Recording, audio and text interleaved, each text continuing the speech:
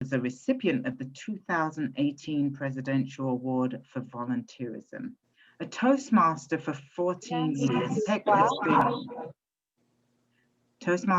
has been a Toastmaster for 14 years, and his home club, Nutmeg of Woodbridge in Connecticut, since 2006, and is also a member of Park City Toastmasters in Stratford, Connecticut. He's held a number of high-profile leadership positions within Toastmasters and has attained the Distinguished Toastmaster designation, which is the highest level of educational achievement in the organization. He says, "To me, Toastmasters is about making a positive, life-changing impact on individuals throughout the world. And through Toastmasters, we have the ability to change the world one member at a time." As an officer of the Toastmasters International Board of Directors, Peck is a working ambassador for the organization. He works with the board to develop, support, and modify the policies and procedures that guide Toastmasters International in fulfilling its mission. To give a small warm welcome, a round of applause to our International President, Richard E. Peck. Our next panelist, our International Director, Roy Ganga, Distinguished Toastmaster. Roy Ganga, DTM of Milton, Georgia, is the founder and president of Energize Your Voice, where he coaches and motivates individuals and teams to realize their full potential. He was a finance and analytics manager at iHealth Technologies prior to his retirement. He collaborated with leadership across the company, managed 4 global teams, and more. Ganga is also the regional informatics manager at Aetna. He earned his bachelor's degree in computer and information science at Clayton University and a bachelor's degree in accounting for Emil Wolf School of Accounting. He is the recipient of iHealth Technologies Leadership Award and Aetna's Excellence Award for Exceptional Leadership. Ganga has volunteered his time working as the lead administrator for Citizens Against Suicide, and he traveled across Guyana in South America, where the suicide rate was the highest per capita worldwide, and spoke with youth, teachers, and community leaders to help curb the epidemic. He was recognized for his community involvement with suicide intervention. A Toastmaster since 2001, Ganga's home club is Rising Phoenix Toastmasters in Marietta. He has held a number of high-profile leadership positions within Toastmasters and has attained the Distinguished Toastmaster designation, which is the highest level of education achievement in the organization. Toastmasters has transformed my life from being painfully shy to becoming more confident, resulting in new opportunities and excelling in my career. This is Toastmaster Ganga. As a member of the Toastmasters International Board of Directors, Ganga is a working ambassador for the organization, where he works with the board to develop, support, and modify the policies and procedures that guide Toastmasters International in fulfilling its mission. Please welcome our International Director, Roy Ganga. Our region advisor for Region 8, Godalys, Reina, Distinguished Toastmaster, lives in Curacao. She has coached teams in her professional career and as a district leader, served in the following officer roles. From 2018-19 as immediate past district director, from 2017-18 as district director, 2016 through 17 as program quality director, and 2015-16 club growth director. Her Toastmaster honors and recognition have been the 2016-17 Excellence in Program Quality Award and 2015-16 the Excellence in Marketing Award. Please welcome our region advisor, Godalys Reina. And our last panelist, Stephanie Ray, Distinguished Toastmaster, has been a past area director and served as recognition chair 2019. She works at the Georgia Tech as associate and dean and director of student diversity programs and helped charter Thrive Toastmasters.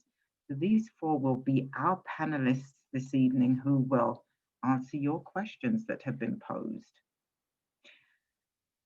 So I'm not going to go in any particular order, but I'm going to start with one of the panelists, and then I will ask the others to take a turn in also responding to the questions. But I'm going to ask, as we've got 30 minutes for the first portion, to, if possible, keep your responses to 2 minutes, 2 minutes 30 if possible. Starting with our international president, because none of us, the day we walked into a Toastmaster meeting as a guest, ever thought we'd end up where Toastmaster Peck has ended up as our international president. So, Richard Peck, please tell us about your leadership journey in Toastmasters. Mm-hmm. Well, that's an interesting question, Anna, and one that gets asked quite often. And you're right. For those of you who saw my inauguration video, when I joined in 2006, this was not even a thought on the horizon. I wanted to learn to become a better communicator. I could speak to engineers. I couldn't speak to anyone else, let alone understand that I needed to move my hands and smile every once in a while. So I needed to learn the communication skills. And for those of you who have met me before and heard the story, I learned about Toastmasters from Les Brown. And that's how I got involved. But there was never a thought of being a leader until one day, the district director called me up and said, "We need an area director. We need someone to fill in. Would you be willing to take on that role?" I had no idea what an area director was, not even a little bit. I'd only been in the organization for less than a year. But I met with him, we talked. And my personality and my philosophy is don't let people fail. If they ask you for help, it's because they need your help. I agreed to take on the position and have never gotten off the leadership roller coaster since. With every step along the way, I learned that I can help more people, that I can have a greater reach, and I learned more about myself. And that's how I've gotten to where I am today, by asking for mentoring or asking questions from individuals like Lana, from Roy, who provides me insights into his region. But none of us do this alone. It's through the help of others. And that's how I got to this position, Lana. Thank you. So I'm going to ask R.A. Godalys next to respond to that question about your leadership journey in Masters. Thank you very much, Past Region Advisor Lana. When I started Toastmasters 25 years ago, I remember there were only 4 clubs in Curacao. And I was just starting at the University of the Netherlands, Antilles, when I first heard about Toastmasters. Back then, they said this club will help you get over your fear of doing presentation in class. And as a student at the university, that was the moment that I dreaded most, when I had to stand in front of the whole room and present. So I started visiting Toastmasters, and I saw the enthusiasm of my fellow students, how they used everything that they learned in the organization and they applied it directly into their studies or into projects that they had been working on at the university. After about 5 years, I became an ATMB, that was the Advanced Toastmaster Bronze back then. And I was at the highest level in my club. And I was feeling that no one could evaluate me anymore. So I thought I knew everything. I knew everything. So I decided to go and start doing voluntary work with people with disabilities so I can put into practice what I have learned in my club for the community. After about 3 years being a member but inactive, I visited another club that I helped chartered a few years back, which was the Achievers Toastmasters Club. And I was amazed how much the club, the members have grown. They were doing projects from the leadership excellence manuals. They were doing projects from the advanced manual. And that got me back interested in becoming a toast and in working the program. Since then, after that year, I became an area director, and I saw how much you grow, not just from the projects, from the educational program, but also from in the leadership track. That's why I kept applying for district roles or for club leadership roles. And ever since, I tell my fellow Toastmasters, don't see leadership opportunities as a task or a burden. Look at it as a growth opportunity, because to me, whatever I learn in this, in my roles as a leadership, I get to put into practice in my personal and private life. That's how I get started, and I believe that's why I'm still here. Thank you, Lana. Thank you, R.A. Godalys. I'm going to ask, if you're not speaking, if you would be kind enough to put your phone on mute, or I'll ask Roxanne to or Stephanie to mute everyone. So this next question is going to be for you, International Director Roy.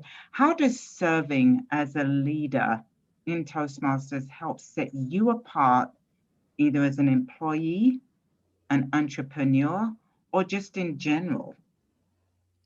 Thank you, Madam Regional Advisor. This program has done miracles for me. You is one of the few individuals in this room here who know me from the time I started Toastmasters and saw that transformation through now. I work at Aetna, where you are currently employed, and there was a club foreman there. And they came and they said, "Hey, Roy, we need additional members to have this club chartered." And I had no idea what Toastmasters was going to do for me, just like Richard and what Godalys said. But I joined in 2001 and have never looked back.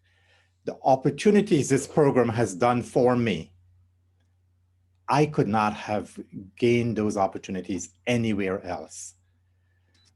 My career took off, doors open.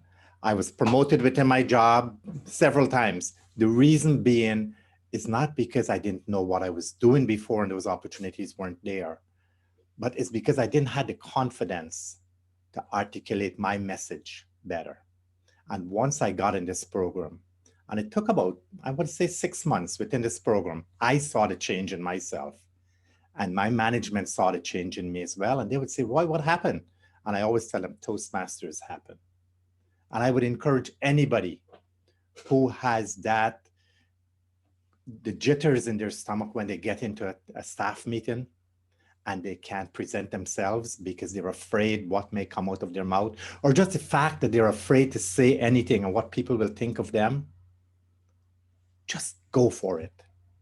This program here, this environment that we are in, is going to make you better, because it's a lab, it's a laboratory where we practice those skills and we get those immediate feedback. I left Aetna, then I went for my next employment. And that was 25 years after I went for a job interview. And I clearly remember, after I left that interview, my manager, who became my manager, walked me out to the elevator and she said, "You will hear from us soon." I knew right away in the tone of her voice that I got that job, because during the interview, I was so relaxed and I was answering the questions. We were more engaged in personal discussions. That would not have happened again without Toastmasters, because it showed me and it gave me that confidence for me to sell myself better. I got the job, and then my hiring manager told me, she said, "Roy, one of the things that stood out in that interview when you interviewed with us was your confidence and the way you displayed yourself throughout that interview. We had to hire you. We know you had the qualifications and skills to do the job, but we needed somebody like you with your confidence and leadership abilities to take that. And I said to myself, Toastmasters has done miracles for me. And I encourage everybody to do it. So within my professional life, it had opened many doors for me. Within my personal life, it gave me the ability so that I can step out of my comfort zone. You mentioned in my bio, they're talking about suicide awareness and prevention. And I got into programs that I would never have expected that I could have done. And here today, I'm an international director. Who knows? Thank you. Thank you, ID Roy.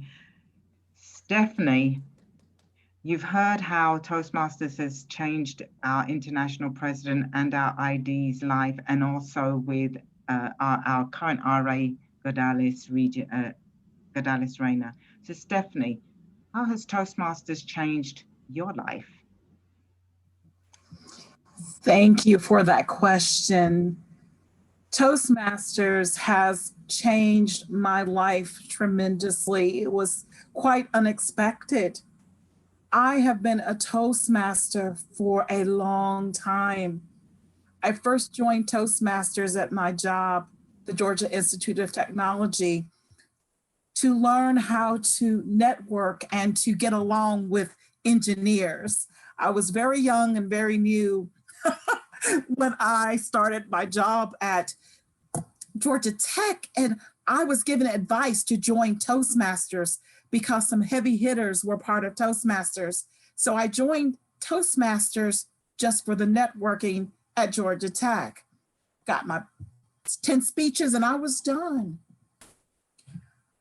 What I am most saddened about is that I had no idea about what Toastmasters has to offer. And I wish I had started my leadership within Toastmasters in 1997. It was even quite a few years before I even volunteered to be a club officer. And then after that, I saw the benefit of what Toastmasters had to offer in terms of my leadership. Let me tell you, serving as an area director for District 44 stretched me beyond measure. I am no longer the person that I used to be. My leadership has changed, and I know for certain that I am a better leader because of the experience serving as an area director afforded me. One of the things that I also took away was that for me, Toastmasters was all about honing those relationships and learning that people are our most important asset. I have grown, like I said, beyond measure.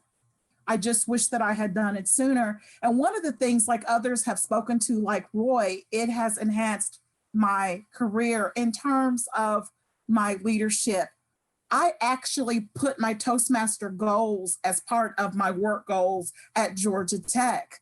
Getting a DTM was one of my Georgia Tech goals. Had I not achieved my DTM, then I would have been written down for achieving my goals in my job. But more importantly, my career at Georgia Tech allotted me and afforded me the time to give to Toastmasters. I will say this, and I'm going to close. Because of my Toastmasters leadership experience, I know that my supervisor gave me a task that was probably the most difficult task that I ever had been given. He gave me a temporary assignment to take over in a leadership role to lead a team of people in an office that was failing. And he had so much faith in my leadership because every week we would meet and we would talk about what I was learning in Toastmasters and why I should leave work every week to attend a meeting in the middle of the day. They allowed me to do this, but I also had to prove how it was enhancing my role at my job. And I also got significant pay increases because of my involvement with Toastmasters. So leadership, Toastmasters, it's so true. It's where leaders are made. And everything is here. You just need to take advantage of that opportunity. Thank you, Stephanie. Thank you so much. We all are hearing the good things because that's why we're still here in Toastmasters.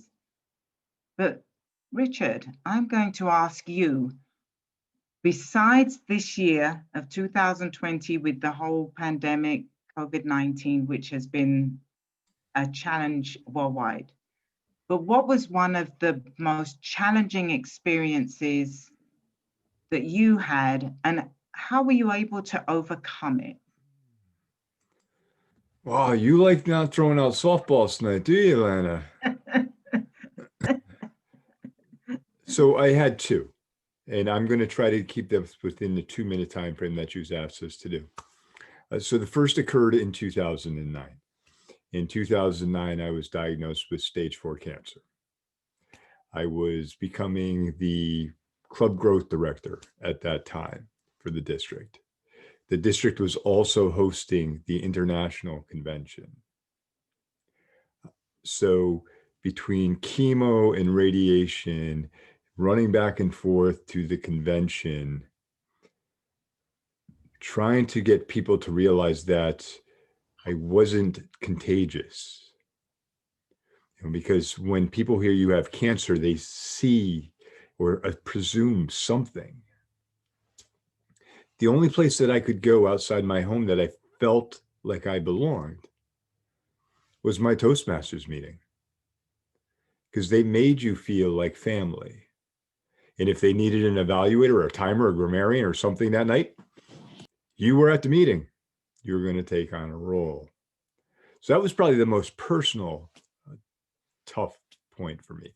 The most difficult Toastmasters point for me was in Washington, D.C., when I ran for second vice president the first time and lost. The loss wasn't what was devastating. The realization that I came to afterwards was. See, I didn't lose that election. I had never won anything before. That was the realization. When you run for office and nobody's running against you, you don't get pushed. You don't have to expand your skill set. And for most of my leadership journey, it was me running against myself. In Washington, D.C., I was running against 5 other individuals. And it just showed that I hadn't pushed myself far enough as a leader to be in that position. So the realization and the reflection that I had never won anything in the past, never truly won anything in the past, was really an eye-opener for me as a Toastmasters. Lana, back to you. Thank you, Richard. And I'm going to pose that same question to our international director regarding what has been the most challenging experience that you had and how were you able to overcome it? Lana, there, and everybody who's listening here, there is so many challenges we face in life, right? And it could be personal, it could be in our professional lives. And the things that we do, as I mentioned earlier in my remark, this is a laboratory, like this is a lab for us to practice and get the feedback. So if we are having challenges, let's say in our professional lives, come out here. Maybe it's a presentation you're doing and you're not sure about it. Give portions of that presentation to the club or ask your mentors to help you through that process. And you're going to be amazed how much it will change you. The challenges with me was having to deliver something to my senior management that I stood up all night preparing. And I know when I go in there, they're going to rip it apart. And how do I respond to that? And once I figure out how it is that I need to do, found my voice, it became easier. And it's that demonstration of that confidence that makes you overcome your challenges that you have out there. When I was running for international director, that was a big challenge for me because I didn't know what to expect. I didn't know nothing about the campaigning part of it. And Richard can tell you the same thing. We went through this process and we don't know what it is that comes out on the other end. We don't know what people are thinking about us, but it's how you sell yourself is what's going to set you apart from anybody else. So if you have those challenges in life where you're not sure where you're going, personal, professional, whatever it may be, always focus back on Toastmasters. And a quick thing I'm going to tell you here. When I was doing the suicide prevention stuff and I went to Guyana, one of the things they did, they put me in front of a TV studio. And I was expecting them to interview me. But instead, the director said, you have 30 minutes to tell the country what you are doing on suicide prevention. You can imagine the butterflies that took over my stomach, right? Because I did not expect that. But I sat there and I remember here, these are the steps, these are the things and the techniques I learned in Toastmasters. And I will apply it during this interview. And I did it for 30 minutes and they called me back a second time to do it for another 30 minutes. So I know I did something right the first time. And if it wasn't for Toastmasters, that could not have happened. So those were the challenges that I faced that I would tell all of you. Challenge yourself. Don't let those obstacles prevent you from doing what it is that you want to do. Thank you, Roy. Godalys, all right, Godalys.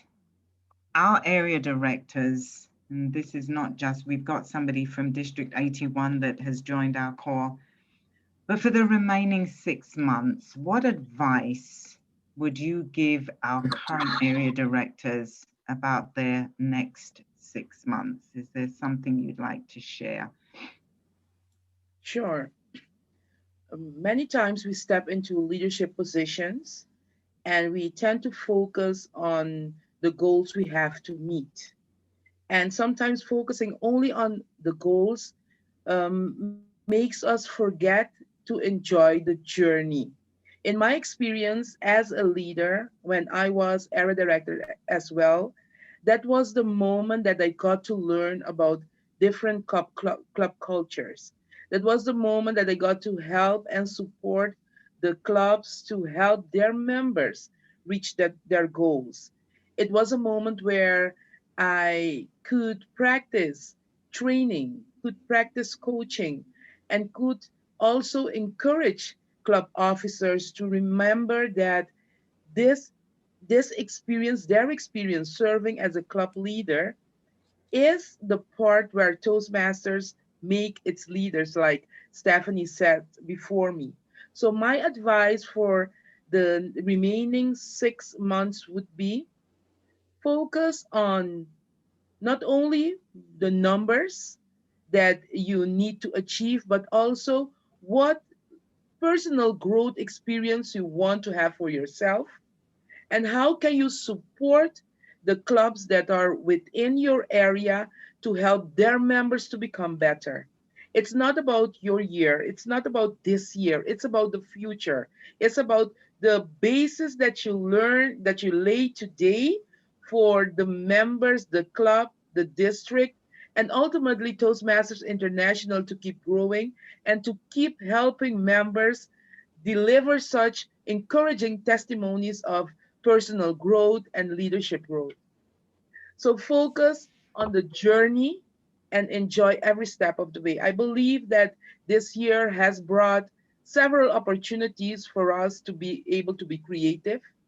And um, despite the fact that we are now apart from each other, thanks to this virtual environment, we can be close to each other. Look at me now, sitting here with the international president and the international director. It's a moment to be jealous for. So focus on the journey. That's the advice that I will give. Thank you.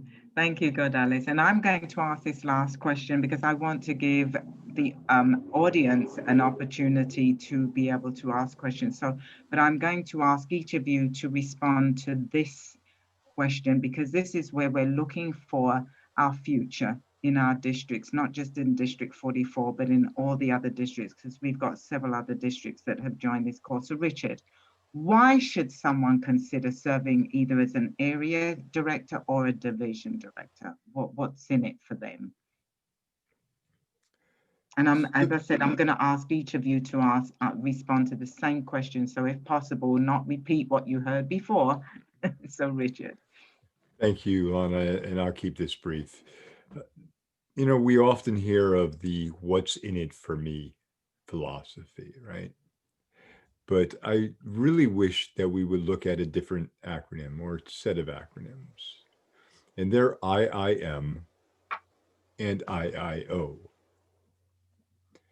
IIM is invest in myself.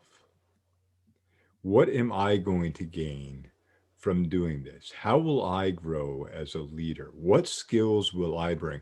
As International Director Ganga said, the skills that he gained helped him in his job. We heard the same thing from Stephanie and Godalys.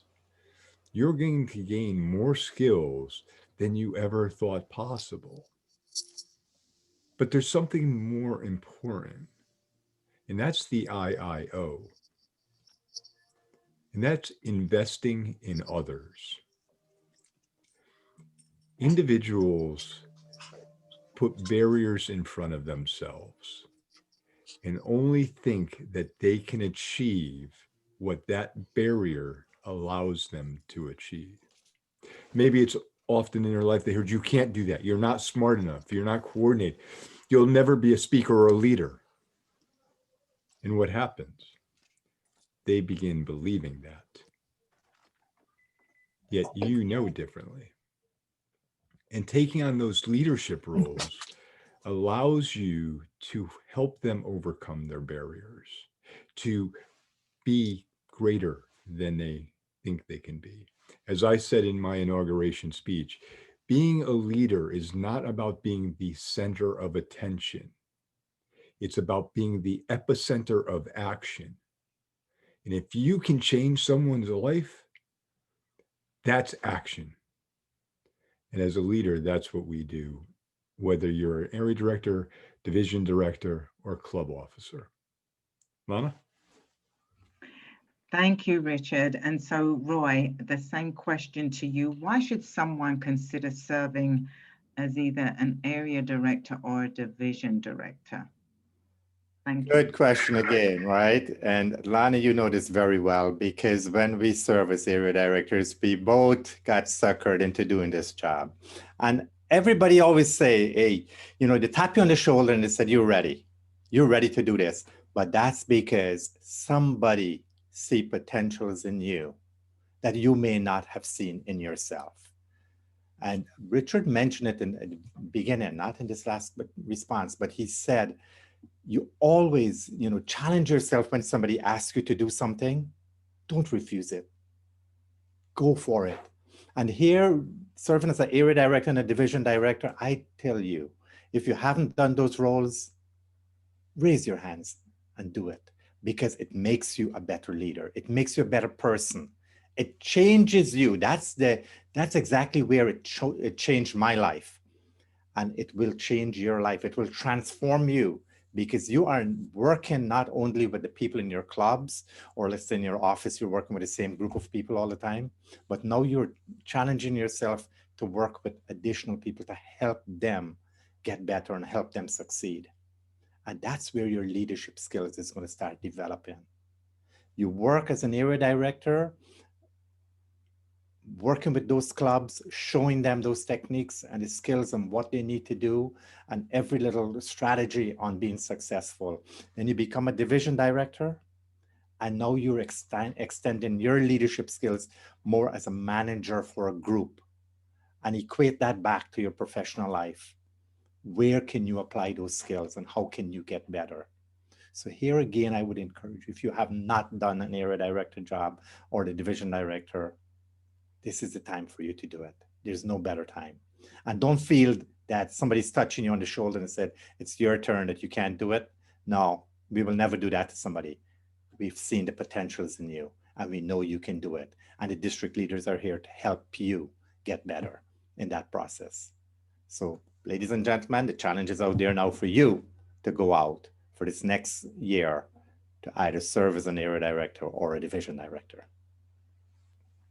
Thank you, Roy. I appreciate that. And Godalys, I'm going to go to Stephanie to respond to that question, and then I'll wrap it up with you answering that same question. So Stephanie, again, you've served as an area director. Why should someone consider serving as either as an area director or a division director? And if you can keep it to about 2 minutes, that would be great. Thank you. Thank you. For me, one of the greatest honors is to be able to serve others. And I remember that first meeting that I had with Roy Ganga and Karen Doyle in chartering a new club called Thrive Toastmasters. That second year, they were President's Distinguished. And at this moment, they're a new club, like only 3 years old. And right now, one of the members is a division director, and I have another. One of my area directors is one of the charter members of Thrive Toastmasters. So I was able to watch these awesome new leaders just grow and challenge themselves and turn out to be these amazing individuals and amazing leaders. So just being able to be a part of something like that, to nurture people, and in return, they nurture you. You grow, they grow, you grow together. That's why I challenge each and every one on this call. If you've not have been an area or division director, now is the time. If not you, who? And if not now, when? Thank you, Stephanie. Appreciate it. And R.A. Godalys, same thing. Why should they consider it? Thank you, Lana. I'm going to give 2 reasons. First reason is because when you take on a leadership position as a district leader, as an area director, you get to experience the organization from another angle.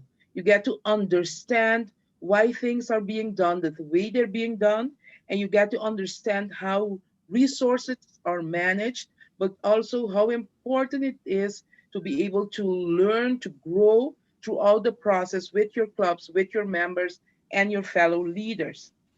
And the second reason I want to give you is this. When you're a manager or supervisor at your job, you get paid to do the job. You get paid to manage. You get paid to carry the responsibilities. When you're an area director or a division director, it's a choice that you made. And it's a commitment that you took upon yourself. And when you get to do the work voluntarily and grow throughout the experience, is a whole new ball game. That's where leaders are made. It's not where managers are made or supervisors are made. Here is where leaders are made. That is why I would challenge everyone to take the position of AD or division director and prove to yourself that you can. Thank you. I appreciate each of you giving an insight as why regarding why somebody should consider. My response when I was asked was no, and then Roy showed up at my desk. So we did it together. So with that, and I appreciate that each of you and our panel have given such an insight to our audience on the call.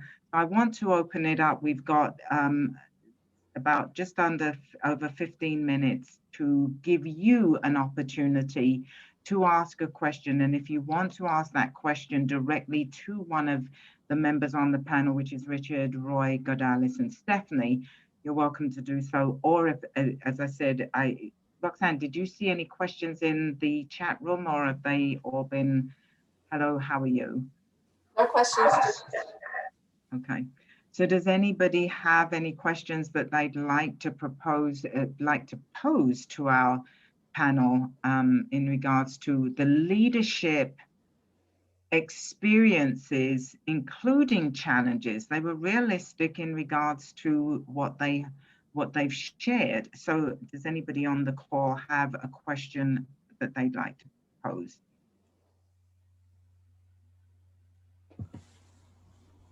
And unmute yourself if you do. Hi, are you hearing me? We are. Hey, Joni Laidlaw. Hello, Toastmaster Joni Laidlaw from Nova Power Speakers. I heard the accolades associated with everyone. For me, Toastmasters became somewhere I could come to because we're all considered equal regardless of our stature and where we're from. I am still at the moment learning parliamentary procedures, how to address, but I am interested in being an area director. However, the other skill sets, especially from that I've heard from the panelists, I personally would not have. Would the recommendation for somebody like me who is interested in doing the task, because in club leadership, I've seen my growth, would it still be suggested or advised, or what advice would you have for somebody like me in regard to actually taking up a role?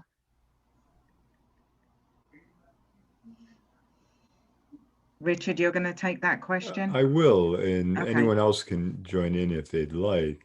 Joni, thank you for being honest about that.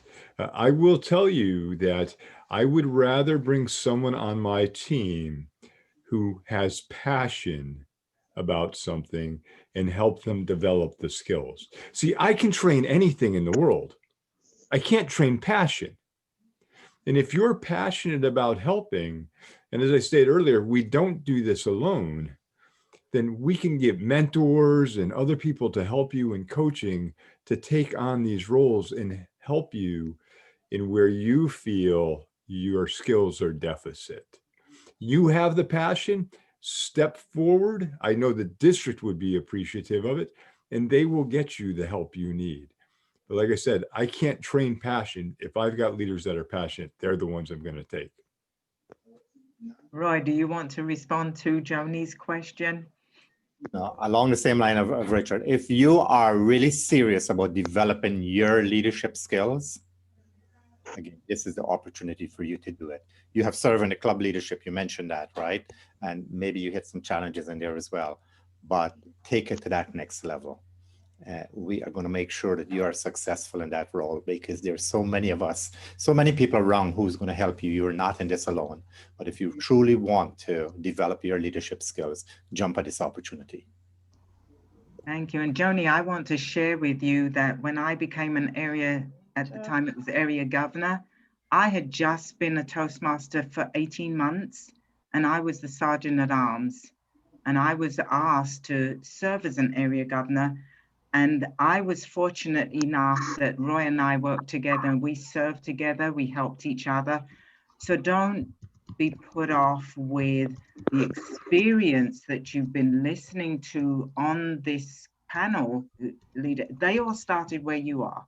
And as Richard said, you've got the passion, just try and go for it. You've got absolutely nothing to lose and everything to gain in regards to helping yourself and helping others. Did that answer your question?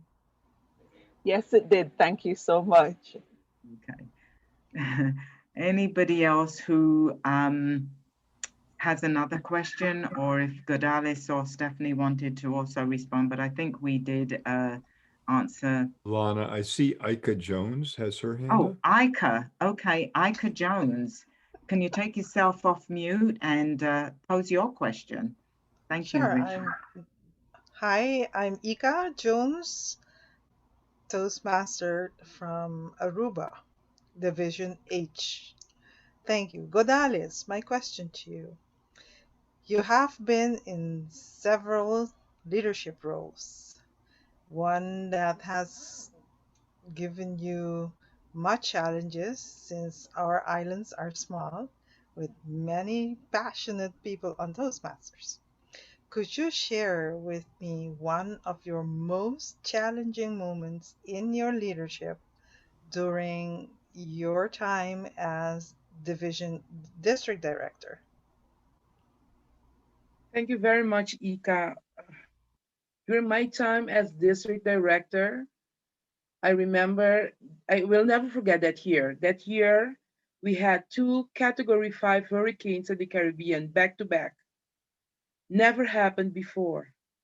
And in that same year, our PRM and our PQD passed away 2 weeks apart from each other. So 4 major happenings during 1 year. And what that has taught me is that as a leader, you have to be prepared to show strength in another way, besides encouraging people to reach the goals. I had to put aside my vision in order to be strong and be there for the members, in order to support the members, encourage the members, because for most of the members, Toastmasters was not priority at the time, and it was understandable. However, we were still a family. We knew each other, we cared about each other. So that experience taught me strength in a different way. It taught me flexibility, and my biggest accomplishment was the unity that we ended that year with. We missed being distinguished district, I believe it was by 111 membership payments. But the strength that we came out through those experiences with was remarkable. And you could also feel the friendship and the love that was living between the leaders that year. And for me, that was the most important experience. Challenging, but life-changing. Thank you, Godalys. Thank you, Ika, for posing your question. Do we have any others? Because I didn't. Thank you, Richard, again for noticing that Ika had put a Ebony Brown. Ebony, can you take yourself off mute and pose your question? And if there's somebody in particular that you want to, or just throw it out there, that will be great. Thank you, Lana. So good evening. My name is Ebony Brown. I am currently serving as an area director. This is actually my second time serving as area director. I served in District 14 as well as division director. So I have done those roles. I have enjoyed both times. I'm struggling now to figure out what's next. Like, I feel like I'm not polished enough to be in the trio. I got to work on some patient issues, but just kind of figuring out what direction I need to go, just because there's so many different places we can go in leadership after having done that, and just advice on figuring out where I want to go next. Who would like to take that question for Ebony? What next? Let me go first. Let me go Okay, first, go. and then people can jump. Ebony, you already identify your weakness, right? You already identify the area that you are going to struggle with. That's the advantage, because a lot of people take on these responsibilities not knowing their strengths and weaknesses. Identifying that gap on how you want to, and you're going to put some strategies around it on how you can close that gap, will make you a successful leader. Again, as I mentioned earlier, do not shortchange yourself. If you know to yourself, you have the ability to do the job, you understand what the roles and responsibilities are for that job, but you have those shortcomings, that's okay. We all have shortcomings when we start a job, any job. You know, we interview for a position, we go there, and we're hoping that we get it, but there are things that we are going to learn in the process. And it's like an area director and a division director, you're not in this alone. There are people out there to help you. And you're going to identify yourself and surround yourselves with people who is going to help you grow and become a better leader. So I give you credit for identifying your gap and what it is that you need to work on to be a better leader. Thank you, Roy. Is there anyone else who'd like to respond to Ebony? Stephanie, is there anything you want to share as having served as an area director?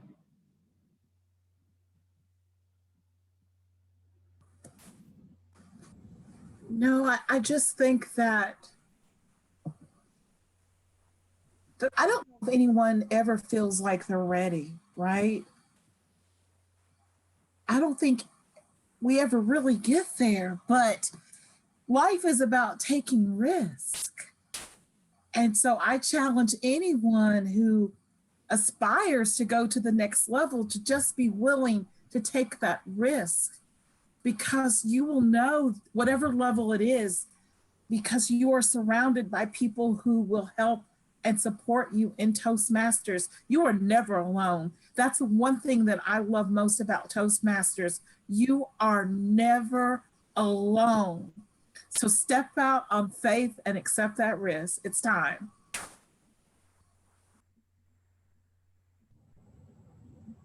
Stephanie, thank you. Thank you. Ebony, did we help you overcome and provide you with some of the tools that you need to think about what's next? Yes, I like Roy's suggestion of coming up with a game plan. Like I know what my issue is and coming up with strategies to get there, because I'm a checklist person. So I think that'll help. And don't forget, you can always do those two roles another term, because it's different people that Right. you will help support. It's all about paying forward. Is there anyone else? We've got 5 minutes remaining. Is there anyone else who has a question? Richard, did I see or miss anybody? Godalys have her hands up. Oh, Godalys, thank you.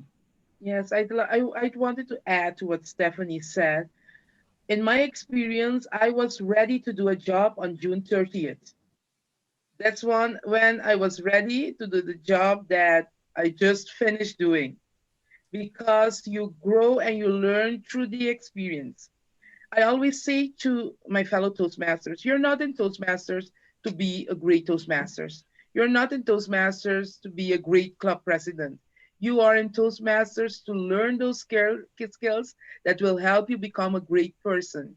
So when you view it that way, every challenge, everything that you believe that you lack will serve as an opportunity for you to grow, to become better, and to learn that skill that you feel that you are lacking. So go for it, Ebony. Lana, let me say that I'm willing to stay a few minutes longer if there are questions. I don't need to rush off right away. So if we do have questions, I'm willing to stay a little bit longer for the members. And Natalie has a question, Lana.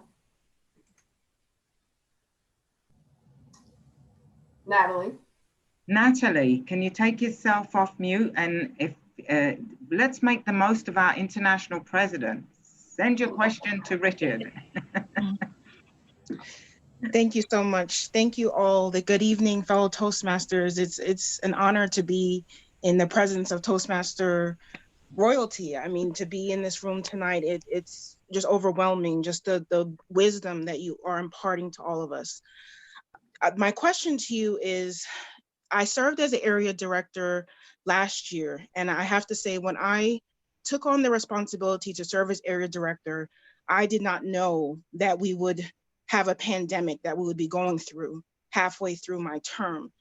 And I committed to starting a club and to find that I was able to overcome the challenges with the pandemic and still charter a club in the midst of a pandemic really changed me as a person, not only as a person, but as a leader, to just overcome all the challenges that were coming back and forth. And my question is, as someone who's considering, serving as a division director next year, and our country is the way it is right now and everything that's happening, what advice would you give to leaders within the organization on what they should be focusing on, as we go through this, and even next year as we're trying to come out of it, and we'll have to see where we are at that point. But what should the focus be so that we can do the best that we can do for ourselves and for the members and our team members?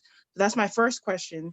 And second is, in picking area directors, what advice, if any, do you have when you're trying to grow a team and pick a strong team to work with? Is there any advice that you have in picking area directors to work together to have a strong team to really do well together? So that's my two questions. Thank you.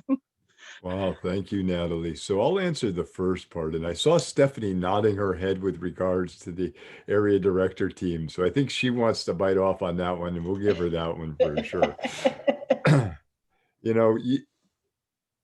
you mentioned it. Area director never thought you'd be taking on a pandemic, right? Think of when I took on the role of international president, I never thought I'd be taking on the role in the midst of it and having to try to lead the organization through it. But what I did, and my philosophy has always been, you take a challenge and you flip the script and you look for the opportunities within it. So as an area director, your role doesn't change. You're connecting with the clubs, you're connecting with the members.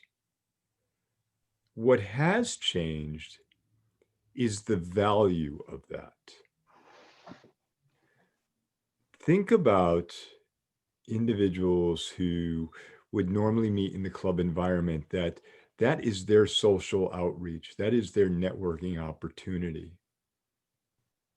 And now that we're in these 1x2 worlds, for some individuals, the ability to meet virtually is their only outlet. It is the only thing that keeps them connected. To have a leader that is willing to reach out to a club that feels isolated, that feels even more like they're separated from the district now. And it has the empathy and the desire to help and looking for new opportunities to help them overcome their challenges. That's not only an area director, that's a leader, and that's a compassionate individual. And as I look at the challenges we have right now, I have to look at how we connect with our members. You also have a great opportunity here, something that no area director, division director has ever had before. The ability to truly reach out to area directors and division directors around the world and ask them what they're doing. You truly, truly have a peer group right now that is only separated by a time zone. How great is that? So I think that right now, Natalie, the area directors are one of the most important leaders within our organization because you are the closest to the clubs and the closest to supporting our members. Stephanie, what would you like to add? Yes, thank you for that. When you asked that question, Natalie, the first thing that came up for me was you don't want people who are exactly like you. As a very young leader and supervisor, I always, it seemed to choose people who were like me in every way. They thought like me, they were driven like me, and I didn't have the diversity and inclusion. I'm a diversity inclusion specialist. That's what I do.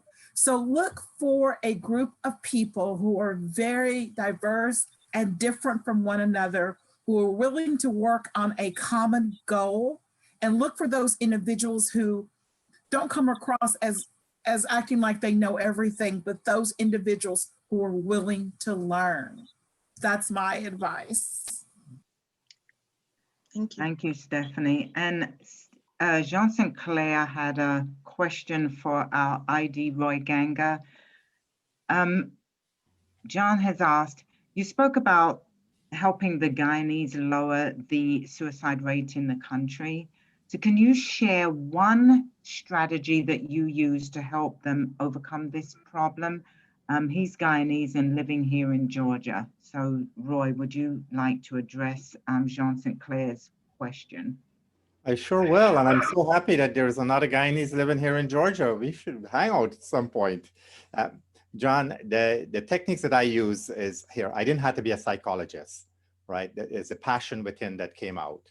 And you have to be very compassionate when you're doing something like this. So the strategies I used was to identify the areas that were at high risk and go out there with my common sense and my research that I did earlier to understand a little bit more about suicide, what drives people in this, to do something like this, because it's hard for somebody to just sit there, a normal person to sit there and think about what goes through somebody's mind for them to want to end their life prematurely. And I had to do some research, and I got involved with the suicide prevention here in Atlanta to understand a little bit more about that. So when I got to Guyana, I knew exactly where I wanted to go, who I wanted to talk to, and what it is that I was going to do. The key thing was listening.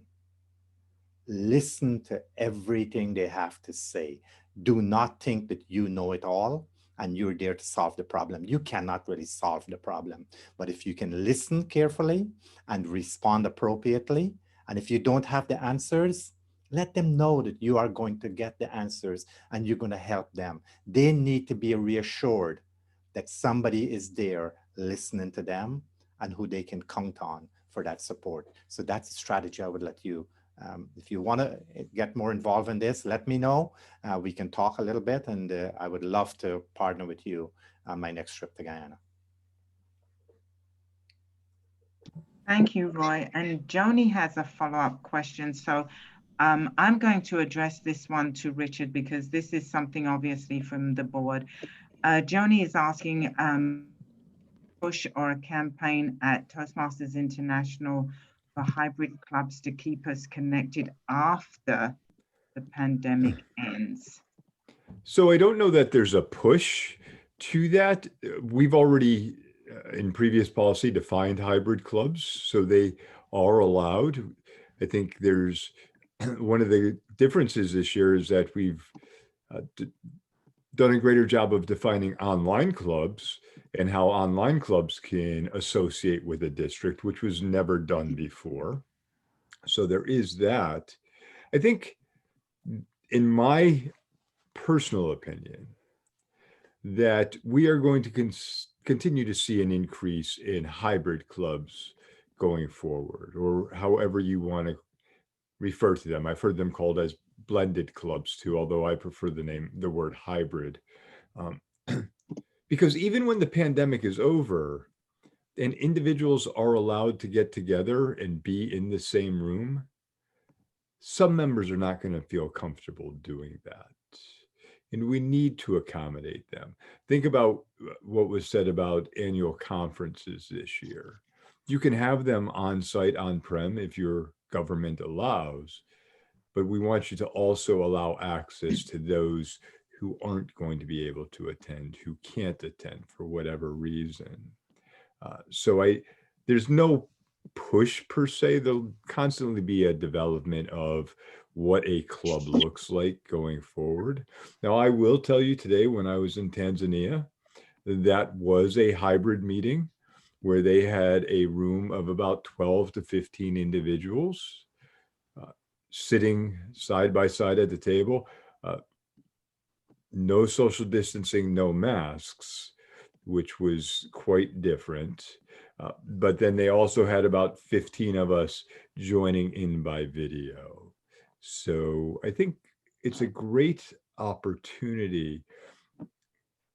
What I like about hybrid clubs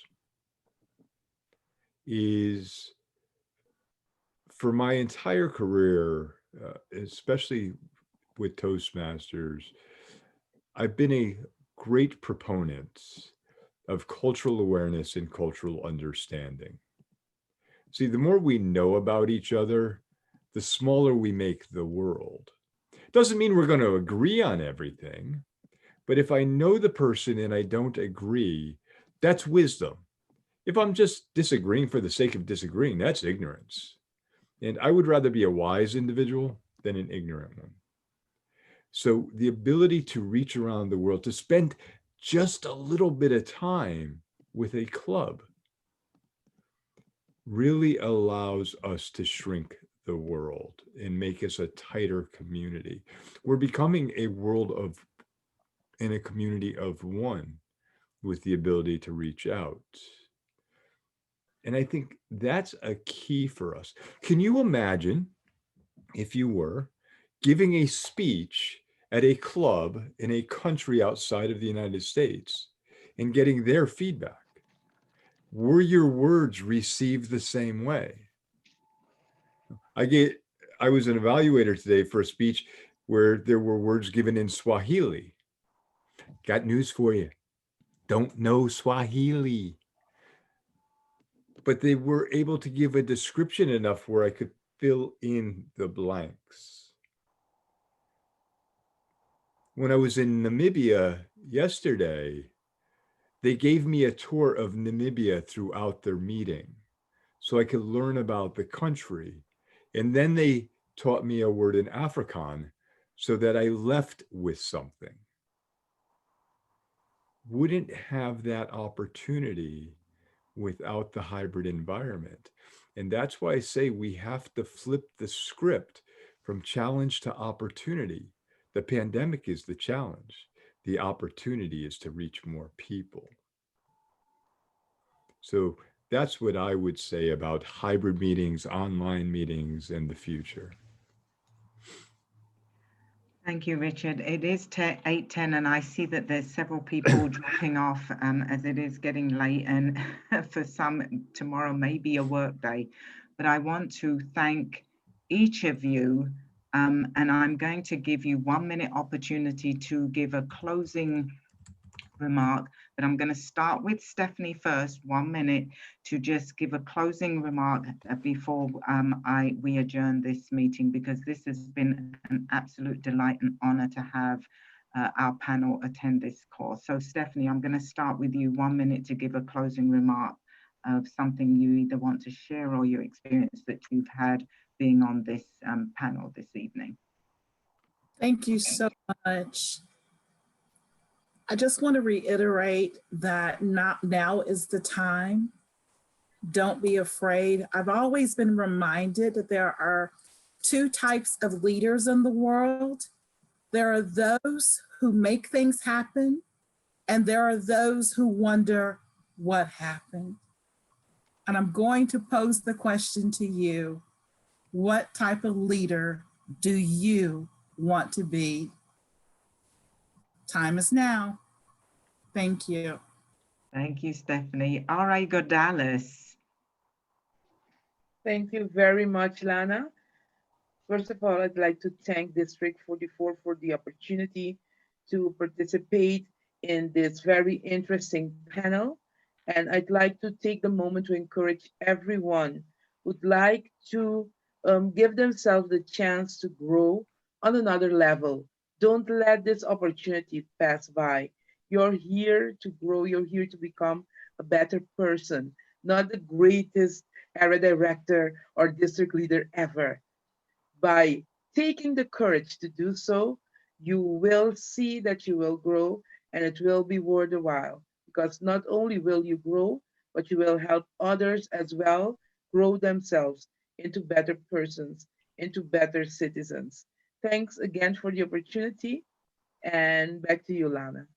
Thank you. And International Director Roy, a minute of a closing remark that you want to share with the audience.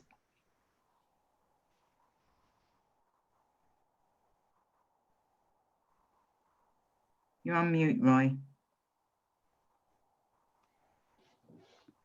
Roy, you're on mute.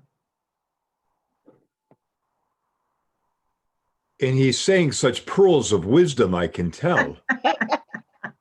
All right. Am I better now? Yes. I should be, right?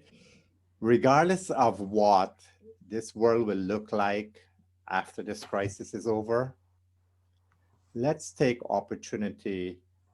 advantage of these opportunities that we have right now. And that is to network with every single person and every single area and country that we can get involved with. You know, Richard talked about him visiting all these different places around the world. We would not normally get this opportunity to do it, and see how other cultures, how other people do their work in their clubs, in their areas, to make sure that we can bring back some of those things and learn from those practices, because they're learning from us and we're learning from them at the same time. So with every crisis, there are opportunities, and here's an opportunity for us to really step it up and learn and grow and understand each other better and network at the same time. Now we're going to have a worldwide group of friends to reach out to whenever we need help. So take advantage of this moment. Thank you, Roy. And closing remarks from our international president. Thank you, Lana. For those of you who'd like to stay in touch with me, I did post my email address in the chat window. I'm also available on LinkedIn. I do have a Facebook profile, but I tend to stay away from Facebook. Let me ask you a question, and this is rhetorical. You don't have to think, shout it out. But what truly is a leader? Is it the title that we hang on the end of someone's name? Or is it the individual? When our roles are said and done, at the end of our days, our titles go away. Lana has to be Lana. Roy has to be Roy. I have to be Richard. A true leader does not let their title dictate who they are. A true leader lets their title be the depth and breadth of who they can help and who they can reach. But it does not lead them. If you see leaders that change from the personality that you knew them as before they became that leader, it's the title that's leading them. It's not them being a leader. Each and every one of you inside has the ability to do more than you think you can. Unfortunately, you've put a barrier in front of yourselves. Reach out to those of us who have served in leadership roles and let us help you break through that barrier and be more than you've ever thought you can be, and help you reach more people than are in your sphere right now. Lana, it's been a pleasure to meet with the members of the district tonight, to share the stage with Roy Ganga and Godalys and Stephanie Ray. There was a statement that was made earlier about being in the room with royalty. None of us are royalty. The members are. And each one of us who served in a leadership role started in the same place that you are. I still give pathway speeches. I still get evaluations. I'm still just a member. Lana, back to you. Thank you. And I, when somebody said that, I'm just a member, I said, no, you're not. You are a member, a valued member. So I want to thank our panel for attending. It's been my honor. So at the expense of Natanya not being here, woohoo for me. I got to hang out with all of you. So with that, I'm going to turn this to our District Director, Karen Doyle, to close this meeting for this evening. So thank you again. It's been my honor. Madam District Director, Karen Doyle. Thank you so much. Thank you so much. And thank you all for coming out tonight to listen to our panelists. I have to tell you, listening to them talk, I want to share a little bit of my own experience. I never thought in 2012, when I was made by my boss to join Toastmasters, that I would be the district director at some point. And it's been such an amazing experience. I've learned so much about myself. I've grown so much as a leader. I've always been a leader. I've always managed to go out into management and supervisory positions, but I have really grown and honed my skills and learned a lot about myself and how to be more patient and understanding with people. I've also gotten so many great friends and mentors throughout this journey. Kim Brown Morgan, who was on the call as our logistics manager, she was my first club president. Natanya Walker was my first area director. Lana was district director when I served as area director. And any one of those people, I can reach out and tap on the shoulder and say, I need your help. And that's the best part of this journey. I've had people come up to me and say, what can I do to assist you? Because I want to see you succeed. So that's the amazing part of being a Toastmaster and being on this journey. So if you have any doubts, put them aside and step out of your comfort zone and try it. I have to tell you, when I first became an area director and went to my first meeting, I think I did 17 ahs and ums because I was a nervous wreck, and it was just the best experience. I saw a struggling club become successful, and it really, really is the best experience you can do for yourself as serving as a district leader. And our DLC is on the call. Immediate past district director, Phyllis Breach, will be our DLC. So if you want to serve as an area or division director, you can fill out an application. They are at Toastmasters International, and I will ask AJ to put some on the link on the website for you. And you can fill out the application and send it to Phyllis, and she will coordinate all that with you. So please take the challenge and step up and serve the district. We need you. Roxanne, do you have anything you'd like to say before we close? Thank you very much. I sincerely appreciate our panelists being here tonight, giving of their time, talking about their journey. For me, I joined Toastmasters so that I could become a better communicator. And one day, my heart told me I needed to step out and become a leader. And I do it because I want to give back to everyone else all that was given to me. And so if your heart is telling you to step up, then it's time to step up. And you will gain so much, as all of them have said. The rewards are innumerable. It's just an amazing experience. And I sincerely appreciate Lana stepping up tonight. And again, Richard Peck for being here after traveling the world today and yesterday. And of course, Roy is always here for District 44. He is such an amazing person that will share his time with you and provide insight. And Godalys, she just has such a great spirit. And Stephanie Ray, you can tell, she loves Toastmasters. So thank you all again for being here tonight, and I hope you enjoyed it. Have a great evening. Thank you, guys. You guys. Good night. Good night, Thank everybody. you. Take Good care night, now. everybody. Have a Thank good you, night. Richard. Safe. Thank you. Good night, night. everyone. Thank you. Great job. And happy holidays. Happy Yeah. holidays. Happy holidays. Merry Christmas. Thank you. You too.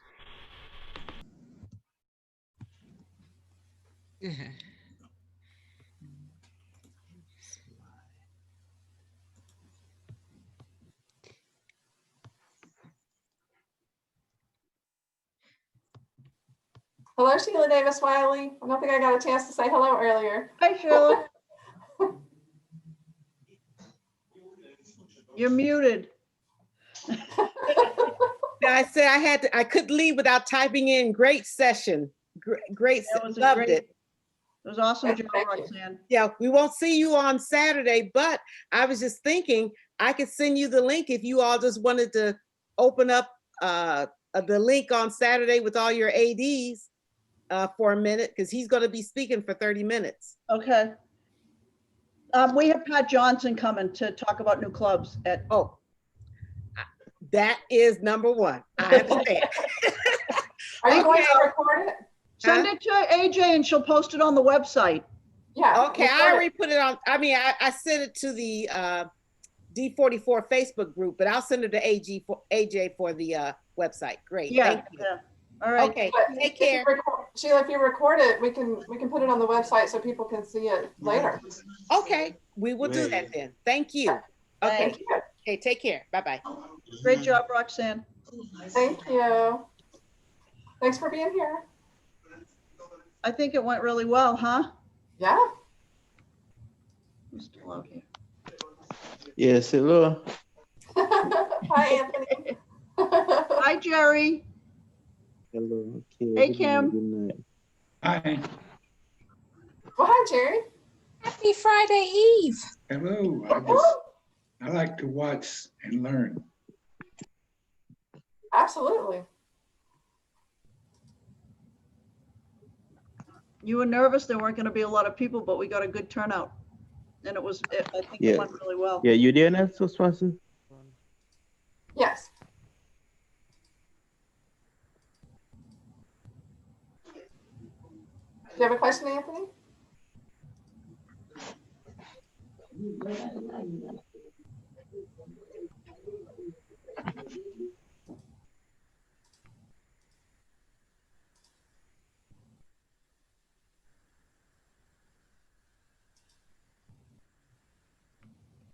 All right, talk to you later.